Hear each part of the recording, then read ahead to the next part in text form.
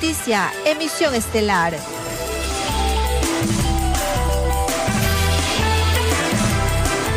¿Qué tal, amigos? Los saludo con mucho gusto. Bienvenidos. Ana, muy buenas noches. ¿Qué tal, Adriana y amables televidentes? Vamos de inmediato con las noticias. Y el jefe de Servicios Generales del Hospital del IES, Teodoro Maldonado Carbo, fue asesinado al salir de su vivienda. Charlie Pisa está en vivo y nos tiene la ampliación de esta noticia. Charlie, buenas noches. Por favor, adelante con los detalles. Buenas noches, Ana, amables televidentes. Así es, esto ocurrió al sur de Guayaquil. Él salía de su casa para dirigirse hacia su lugar de trabajo en las horas de la mañana de este martes, cuando de repente fue sorprendido por sicarios que se movilizaban, y también cuáles son las primeras hipótesis por parte de la Policía Nacional. Veamos en la siguiente nota. A Carlos Maruri lo esperaban al salir de su casa. Se despidió de su familia sin saber que a los pocos segundos y Libertad, al sur de Guayaquil, cerca de los condominios La Valdivia, subirse al automotor. Se trataba del jefe de Servicios Generales del Hospital del IES, Teodoro Maldonado Carbo.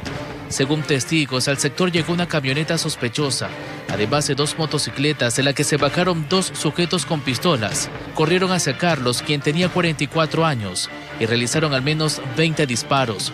Yo estaba sentado ahí. El Carlos había estacionado. Los agentes recibieron información que él también era jefe de camilleros y asesor del gerente general del Sanatorio del Seguro Social. Nosotros pensábamos que era robo o algo, pero de ahí, de ahí cuando nos dijeron que eran los vecinos de acá atrás. Hay un portón ahí, o sea, no pueden pasar. Del otro lado donde haber pasado, ese portón no lo abrieron. En la esquina de esa calle donde ocurrió el crimen existen cámaras de Segura EP, que también son controladas con la Policía Nacional. Estas, según los moradores, fueron atacadas el pasado sábado a pedradas por sujetos extraños. Se presume que tendría relación con este caso. Recordemos que en el año 2023, también en el sur de Guayaquil, asesinaron de múltiples disparos a la directora financiera del mismo hospital. La víctima fue Natalie López. En enero de 2025, el director de este sanatorio, Ronnie Camba, fue secuestrado y desde esa fecha se desconoce su paradero, informó Charlie Pisa. ¿Sirven o no las cámaras que se encuentran en la esquina del conoce? La policía no ha informado sobre este hecho violento a hora de la noche. No hay personas detenidas y tampoco sabemos qué es lo que sucede dentro del Hospital Teodoro Maldonado Carbo, donde el año anterior hubo la presencia también de personal militar, y ahora aún se desconoce por parte de las autoridades de esta institución qué otras medidas se van a tomar en cuanto a la seguridad de cada uno de sus funcionarios, sobre todo a los directores o jefes de diferentes áreas de este sanatorio. Adelante. Sí, muchas gracias, Charlie Pisa. Y 2 hombres fueron víctimas de la violencia criminal en Guayaquil en el lapso de 1 hora. En uno de los casos, un delincuente intentó asesinar a un hombre por robarle en la vía perimetral. El hecho de sangre ocurrió a las 6 de la mañana de este martes. En el barrio Cuba, a pocos metros del Mercado Caraguay, sur de Guayaquil, un hombre de alrededor de 20 años fue baleado. La policía acudió al sitio para levantar indicios que permitan esclarecer el hecho, pero tuvieron dificultades, pues los habitantes de la zona no dieron información. No, los moradores indican que no es del sector. Así mismo no quisieron dar informaciones los moradores de aquí del sector. Se conoce que los uniformados recopilaron 9 indicios balísticos, pero las cámaras de seguridad que se encuentran justo en el punto donde fue asesinado el hombre no funcionan. Poco después, un hombre fue víctima de un intento de asesinato cuando circulaba en su vehículo a la altura del primer puente de la vía perimetral de Guayaquil. Sufrió un desperfecto mecánico, detuvo la marcha y fue abordado por un ladrón que le robó sus pertenencias, pero también le propinó puñaladas. El delincuente quiso agredirlo y le realizó una herida en todo lo que es la rodilla. ¿Qué características tenía el agresor? Al momento la persona afectada indica que era una persona de tez morena, samba, con una camiseta azul. No es una nueva modalidad. Los denominados lanzas o arranchadores han hecho de las suyas durante mucho tiempo en este tramo de Guayaquil, por lo que conductores y transeúntes piden un control definitivo, informó Adriana Peralta. Las Fuerzas Armadas destruyeron viviendas rústicas utilizadas por las FARC en Sucumbíos. Los uniformados además encontraron piscinas con combustible y destruyeron maquinaria para la minería ilegal.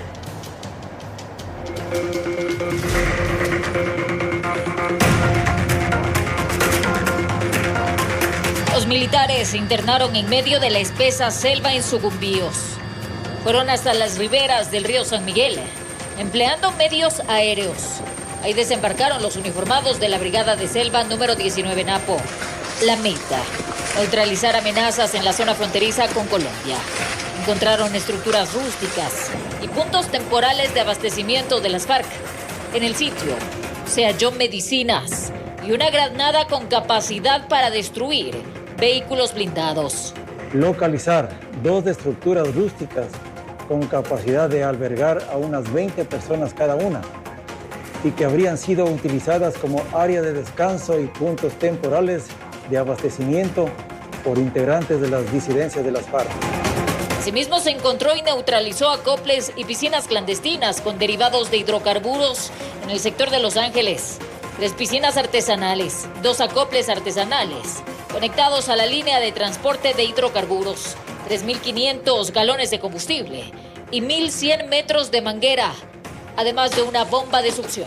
Mientras que en una tercera intervención, en el cantón Gonzalo Pizarro, se procedió a la destrucción de maquinaria utilizada para la minería ilegal.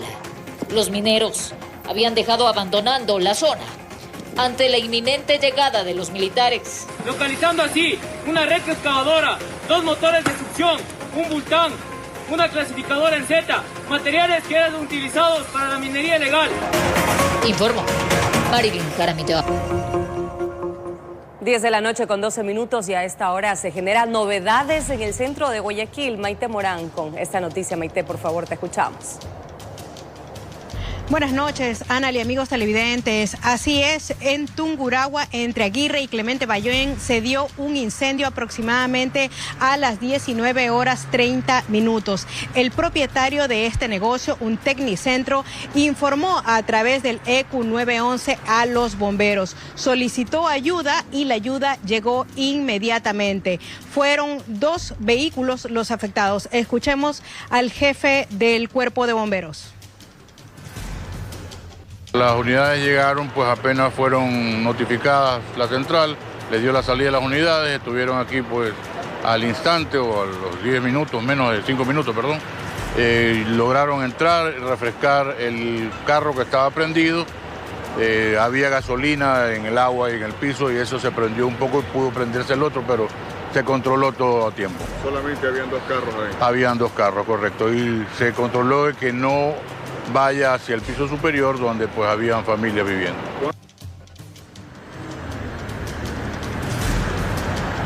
De lo que se sabe de esta novedad es que en la parte de abajo del inmueble existe un Tecnicentro, mientras que en la parte superior una vivienda.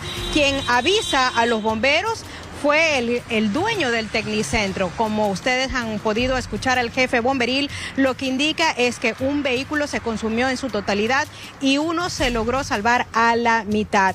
Mientras que en la vivienda no habían en ese momento, gracias a Dios, personas y no hubo heridos en este caso. Sin embargo, hasta el lugar también llegó una ambulancia del Cuerpo de Bomberos de Guayaquil para verificar si existía asfixiados, pero por suerte no. Esta es la información que tenemos a esta hora. Adriana, tú continúas con mayor información.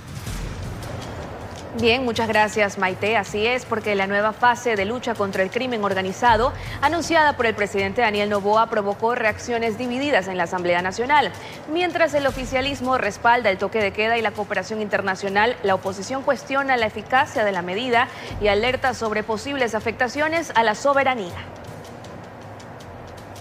El presidente de la República anunció que Ecuador arrancará con una nueva fase en su lucha contra el crimen organizado.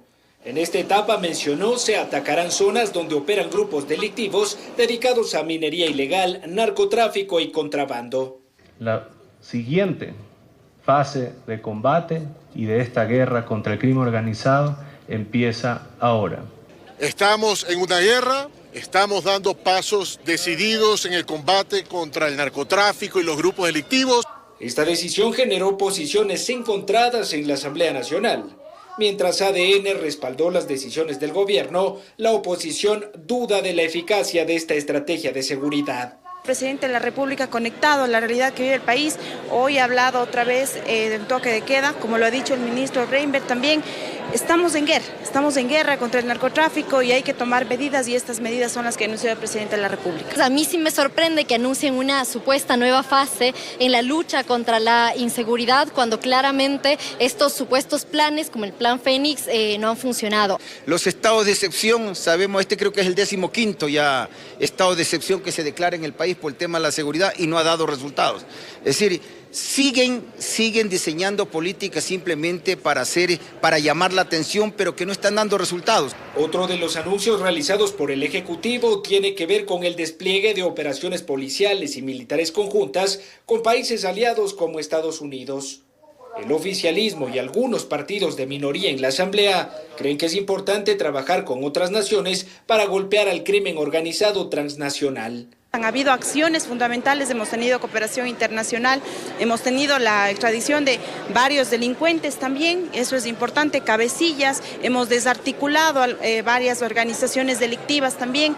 Hoy podemos decirle al Ecuador que vivimos una guerra. Eso es importantísimo, la cooperación internacional, ojalá pudiéramos hacer una cooperación permanente. El correísmo, por su parte, exhorta al Ejecutivo a ser cuidadoso con esta suerte de cooperación internacional, pues podría comprometer la soberanía de Ecuador. En las urnas del pasado 16 de noviembre, la mayoría de los ecuatorianos fue claro en decir que no queremos bases militares extranjeras. En medio de estos anuncios de lucha contra el crimen organizado, la Asamblea busca agilizar el tratamiento de proyectos en materia de seguridad penitenciaria, extradición y reformas al Código Orgánico Integral Penal. Informó Álvaro Terán. La prefecta de Pichincha, Paola Pavón, sumó una demanda más de inconstitucionalidad contra las reformas al Código Orgánico de Organización Territorial. Lo propio lo hicieron Pachacutic y Frente Unitario de Trabajadores FUD. La Corte Constitucional se vistió de música y colorido este martes, escenario escogido por Paola Pavón, prefecta de Pichincha, para presentar una demanda de inconstitucionalidad a las reformas recién aprobadas al Código Orgánico de Organización Territorial, Autonomía y Descentralización cooptada. El trabajo que no hizo de deliberación democrática la Asamblea la tiene que hacer la Corte Constitucional. Entre otras de las cosas que hemos pedido de manera inmediata es que hasta que la Corte ventile y resuelva estas distintas demandas que han sido planteadas, se suspenda hasta que la Corte decida. A la fila la bancada de la Revolución Ciudadana con similar objetivo, la asambleísta Patricia Núñez, reconociendo que el 70-30 ya consta en la Constitución, pero su observación va por cambios al artículo 192 del COOTAD. Y en cada uno de estos artículos lo que se está planteando es, por ejemplo, que se retira los grupos, el grupo 71. ¿Qué es el grupo 71? Es el gasto con respecto al personal de inversión. Es decir, si yo hago un proyecto de inversión, como por ejemplo, necesitamos una escuela rural, pues hago una escuela rural, voy a poder construir la escuela rural, porque eso no es problema, pero no voy a poder contratar personal, porque el momento que yo contrate, eso va a gasto corriente, lo que antes se quedaba en proyecto de inversión. Pachacutic también optó por una marcha para hacerse sentir. Si entra en vigencia, ya hemos escuchado, se van a dar desvinculaciones del personal de los municipios y de las prefecturas. Eso tenemos que parar y por eso hemos pedido la medida cautelar de la suspensión de la totalidad de esta ley. El Frente Unitario de Trabajadores FUD no se quedó atrás. Desde el artículo 1, donde habla que el deber del Estado es garantizar los servicios básicos, se rompe con la ley del COTAD cuando con esta rigidez del 70-30 se pretende controlar los gastos corrientes. Por otro lado, se presentó la primera demanda a la ley minera, que llegó desde la Federación de Organizaciones Indígenas y Campesinas de la SUAY. Con esta ley prácticamente pretenden faenar las naves en Bolívar, Palo Quemado, Las Pampas en Cotopaxi, Fierro Urco en Loja, Quimsacoche en Azuay, Río Blanco en Azuay, Inta. A la fecha suman 9 acciones contra el COTAD y una en rechazo a los cambios mineros, informó Héctor Romero. La Corte Constitucional dio paso a enmienda para trasladar a la Asamblea Nacional la competencia de designar autoridades del Consejo de Participación Ciudadana. Sin embargo, el máximo organismo constitucional frenó el registro de agresores sexuales y propuesta de cambios en mayorías de este organismo. La Corte Constitucional del Ecuador resolvió que solo una de las 4 propuestas de modificación constitucional enviadas por el presidente Daniel Noboa podrá tramitarse por la vía de enmienda. Se trata del planteamiento que busca trasladar a la Asamblea Nacional la facultad de designar autoridades de control, competencia que actualmente ejerce el Consejo de Participación Ciudadana y Control Social. En su dictamen, la Corte concluyó que esta propuesta no restringe derechos ni altera la estructura esencial del Estado.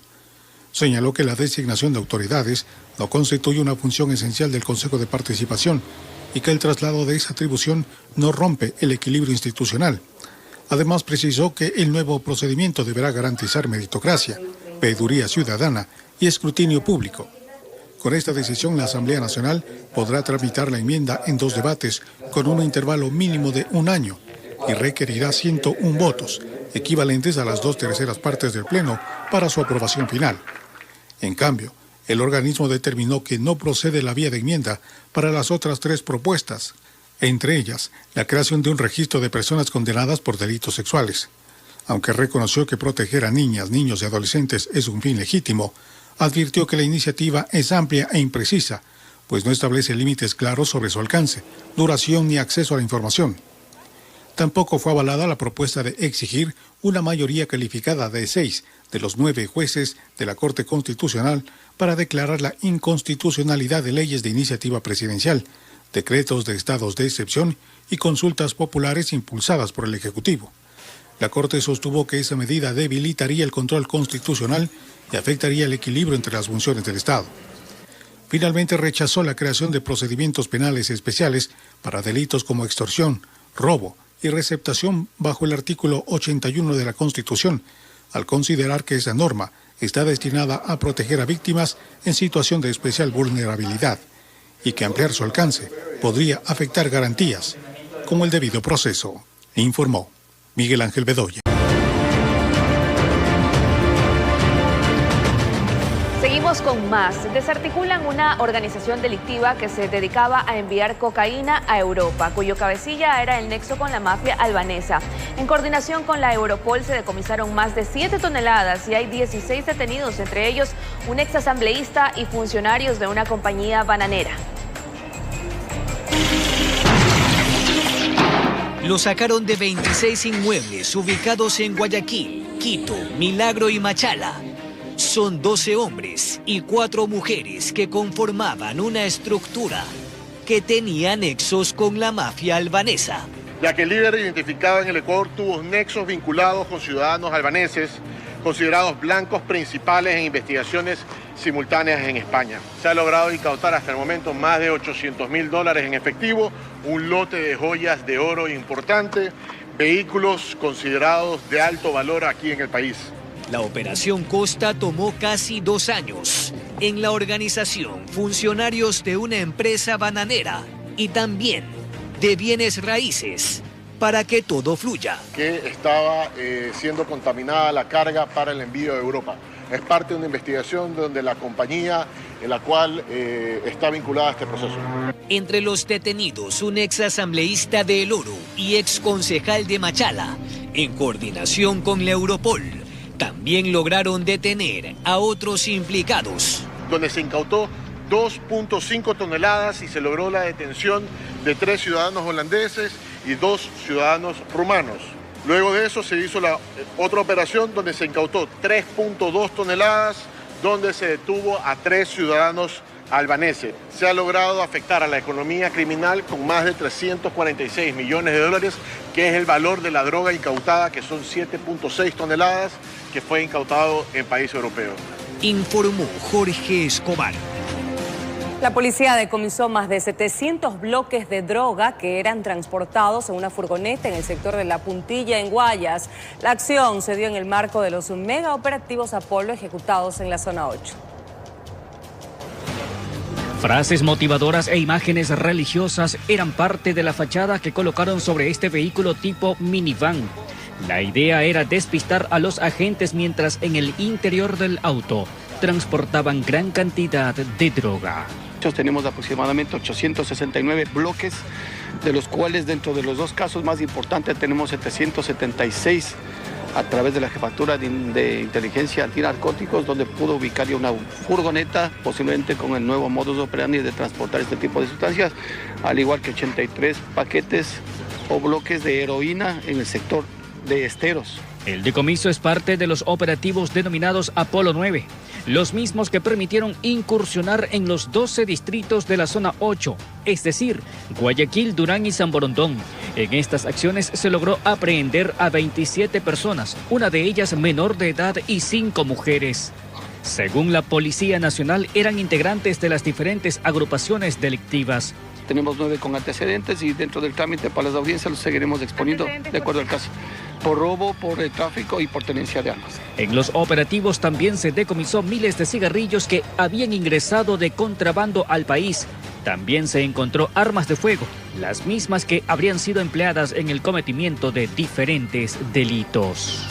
Lo que podemos mencionar, aproximadamente 13, de las cuales 8 son armas cortas y 5 armas largas, cuyo poder destructivo se manifiesta a través de los 2 fusiles que se encontró al interior de este domicilio en el sector de Esteros. Informó José Morales. Agentes de la Policía Nacional aprehendieron a 6 ciudadanos presuntamente implicados en delitos de robo agravado y tenencia de sustancias sujetas a fiscalización. Su captura ocurrió en el sur de Guayaquil.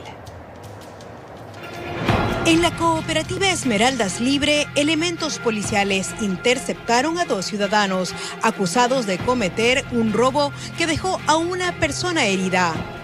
De igual manera, mediante la coordinación de Segura EP con las cámaras de monitoreo, mediante la coordinación de Policía Nacional, se logra identificar 2 sujetos que proceden a sustraerse un terminal móvil. En forma inmediata actúa la Policía Nacional y procede a la aprehensión de los 2 sujetos, quien estos, por sustraerse el terminal móvil, proceden a herirle al ciudadano en su pierna izquierda.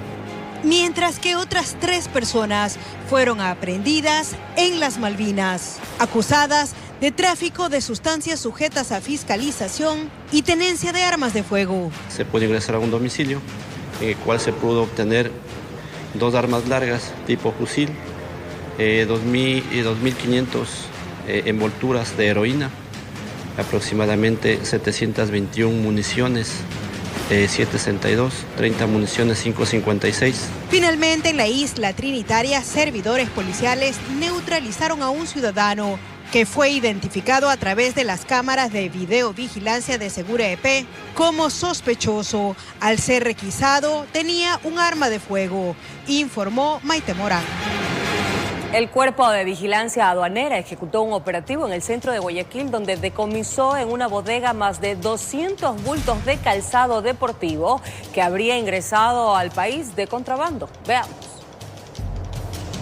Realizaron tareas investigativas y detectaron que en ese local, ubicado en las calles Sucre y Boyacá, centro de Guayaquil, había algo irregular en las perchas, mostradores y sobre todo en la bodega. Se trata de aproximadamente 200 bultos de calzado de origen extranjero que no han cumplido las formalidades aduaneras, evadiendo los controles de aduana, posiblemente de contrabando. El Cuerpo de Vigilancia Aduanera ejecutó ese operativo la tarde de ese martes, donde retiraron cada uno de los más de 200 sacos que trasladaron hasta las bodegas de la institución para que pasen por el trámite correspondiente. Aproximadamente la valoración inicial, podríamos decir que son aproximadamente $200,000 aproximadamente. Es el 4º allanamiento que realizan en la ciudad en lo que va del año, con mercadería que aún es investigada por qué vía ingresó al país, perjudicando al Estado ecuatoriano con miles de dólares. Algunas son falsificaciones, son réplicas no legalizadas. Normalmente ingresan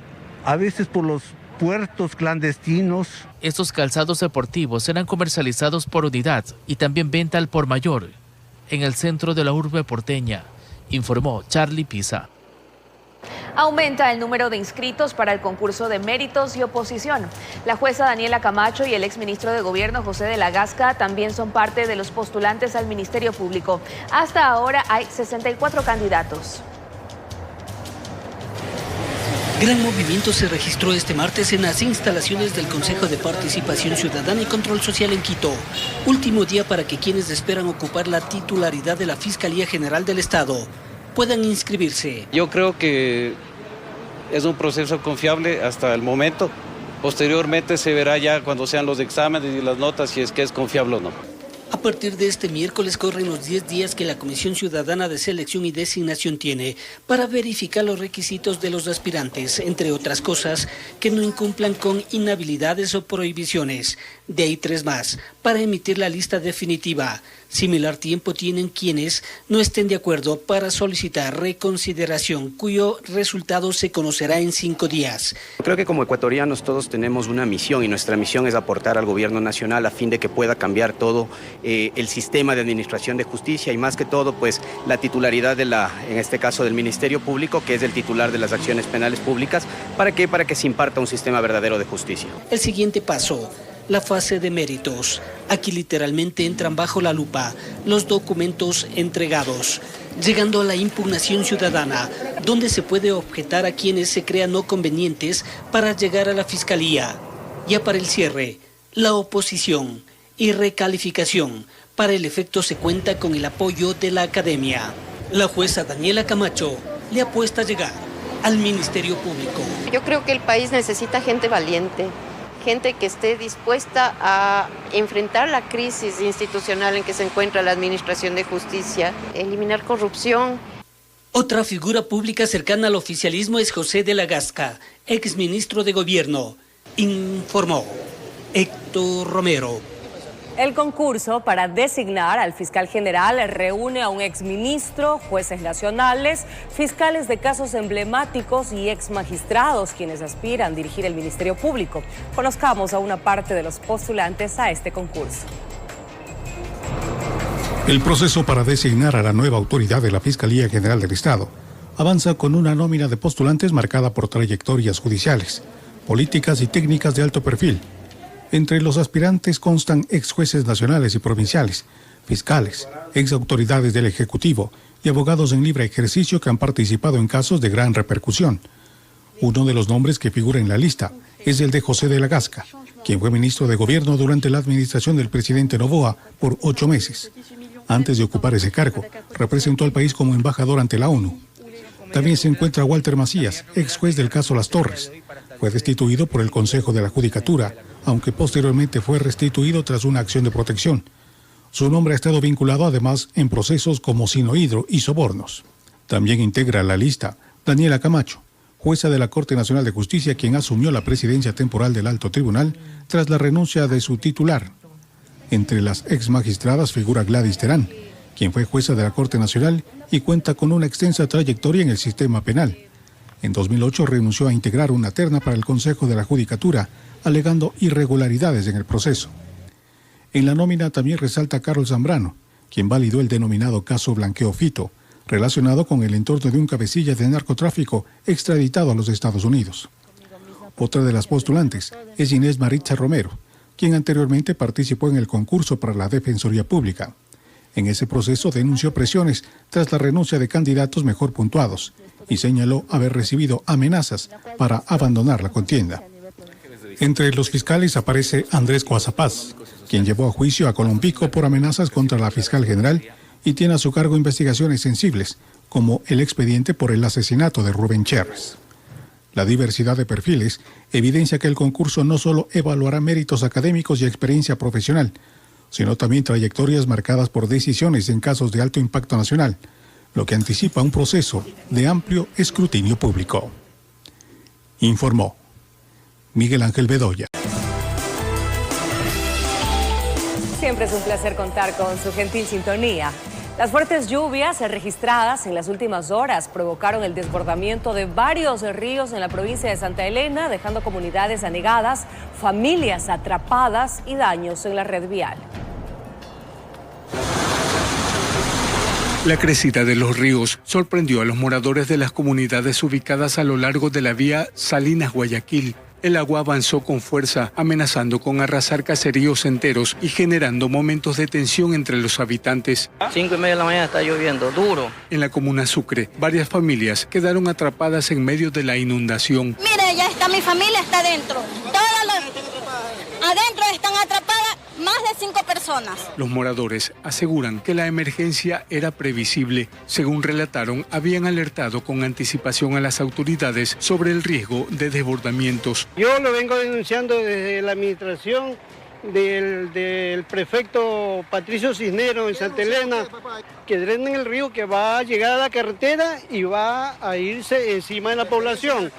¿Qué le respondieron? Que yo no sé nada, que los expertos son ellos. La comuna Tugaduaja también sufrió la crecida del río que atraviesa el centro poblado. La corriente amenazó con llevarse parte de la comunidad, generando alarma entre sus habitantes. Tras la intensa lluvia, 3 a 4 horas aproximadamente, es lo que permitió llenar completamente todos los ríos, desbordarse, incluso pasos que corresponden a Tugaduaja, Tenguna, totalmente colapsados. Sí hemos tenido afectaciones, ha caído más agua de lo normal, por eso el día de hoy hemos venido con maquinaria para poder darle cauce al río, limpiar la palizada y lo que está generando obstáculos, sedimento y lodo en algunos espacios. En tanto, la vía E40 registró el derrumbe de un tramo de filo de la carretera. Personal de la Comisión de Tránsito del Ecuador haciendo su respectivo trabajo, ¿no? Precautelando la seguridad de los conductores. Los peninsulares esperan que las lluvias cesen en las próximas horas y que la inclemencia del clima no termine aislando a poblaciones de la zona norte de la península. Desde la provincia de Santa Elena, informó Darwin Villao. El nivel del agua en la carretera E25 en el tramo Juján-Babahoyo en Los Ríos alcanzó los 85 centímetros. Esto ha limitado la circulación únicamente a vehículos pesados y buses que se arriesgan a cruzar. La carretera E25 en el tramo Juján-Babahoyo continúa anegada debido a las intensas lluvias registradas en los últimos días. La acumulación de agua ha restringido el paso vehicular, permitiendo únicamente la circulación de transportes pesados y buses interprovinciales que avanzan entre las olas provocadas por su propio desplazamiento. Los vehículos livianos deben ser trasladados en remolques o desviarse por rutas alternas. Cruce Chilintomo, Pueblo Nuevo, Simón Bolívar, solo vehículos livianos. Y para vehículos pesados y extrapesados, cruce Chilintomo, Las Mercedes, Simón Bolívar. En esta parte de la carretera algunos vehículos pesados quedan averiados, pues en algunos tramos incluso la profundidad llega a los 85 centímetros, causando graves daños que se traducen en pérdidas económicas. Este tráiler que transportaba carga desde una bananera con destino al puerto marítimo permaneció 15 horas varado a la espera de asistencia técnica. Se contamina con el agua, el diésel, y ya los inyectores ya no funcionan y comienza a torpedearse y apaga. Otros automotores son remolcados por tractores que llegan hasta la zona para auxiliar a quienes se quedan atrapados en medio de la carretera inundada. La emergencia no solo afecta al transporte de carga, pacientes que deben ser trasladados en ambulancias también enfrentan serias dificultades. Estamos en espera de poder ver un vehículo que nos pueda trasladar o transportar a la siguiente etapa para continuar con la entrega del paciente que amerita en este momento. Finalmente lograron cruzar en una plataforma pagando el valor de $30, costeado por los familiares del paciente. El agua acumulada en esta arteria vial proviene de la sabana de Babahoyo y mientras no descienda el caudal del río, el paso continuará restringido, informó Martín Soto. Mientras que en Manabí las intensas lluvias siguen causando afectaciones. Una vivienda colapsó y otra quedó parcialmente destruida en diferentes cantones de esa provincia, dejando varias personas damnificadas.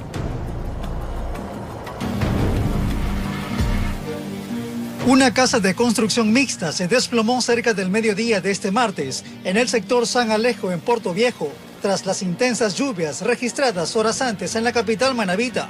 En el inmueble habitaba una adulta mayor junto a su nieto, quienes lograron salir a tiempo y ponerse a buen recaudo, evitando una tragedia. El colapso de la estructura dejó cuantiosas pérdidas materiales, ya que gran parte de los enseres quedaron bajo los escombros. Que quiero que me ayude porque yo no tengo. Soy una mujer pobre. Ahora tengo que arreglar esos papeles también, que me he perdido con el agua, no sé, el papel de la casa. Personal del municipio de Portoviejo acudió al sitio para realizar la respectiva inspección técnica y levantar un informe de daños. Las autoridades locales analizan mecanismos de ayuda humanitaria para la afectada. Lo primero aquí es la ayuda a la señora a reubicarla, a ver dónde la podemos reubicar con el equipo del MIES, con la dirección social, y lo que realizamos aquí es, como te repito, hacer levantamiento de toda la información y llevarla al municipio correspondientemente para que le verifiquen la documentación de ella internamente. Si se la ha extraviado, tendrá que tener ahí alguna ficha técnica en catastro para verificarle la veracidad del tema de los predios de ella, ¿no? Por otro lado, en la vía Portoviejo-Montecristi, las fuertes precipitaciones durante la madrugada de este martes provocaron que el agua se acumulara en las cunetas a los lados de la carretera hasta desbordarse, ingresando con fuerza por la parte posterior y lateral de una casa del sector. La corriente derribó 3 paredes y destruyó enseres y la estructura interna del inmueble. Yo ya tengo viviendo casi 20 años acá y de ese trayecto hasta ahora nunca se ha llegado a esto. Solamente yo lo que alcancé fue a salir con mi esposa y esto se hizo un río completo. En las próximas horas, representantes del patronato municipal verificarán los daños para determinar el tipo de asistencia que se brindará a la familia afectada, informó Wilber Quiñones. Y así finalizamos. Gracias por haberse informado con nosotros.